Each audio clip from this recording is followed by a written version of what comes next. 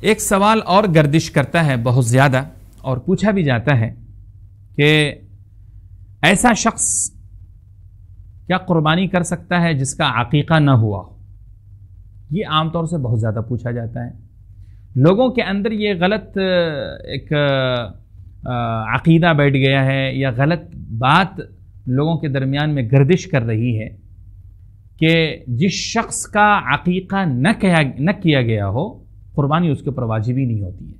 گویا ان کے تصور کے حساب سے سب سے پہلے وہ اپنا عقیقہ کرے، اس کے بعد پھر قربانی کا جانور وہ ذبح کرے. عزیزان محترم، یہ خیال غلط ہے. پہلی بات تو آپ یہ یاد رکھیں، عقیقہ مستقل ایک عمل ہے، ایک عبادت ہے. قربانی مستقل ایک عبادت ہے. دونوں کا حکم الگ الگ ہے. ایک کی وجہ سے دوسرے کو موقوف نہیں کیا جا سکتا ہے یا ایک کی وجہ سے دوسرے کو ترک نہیں کیا جا سکتا ہے.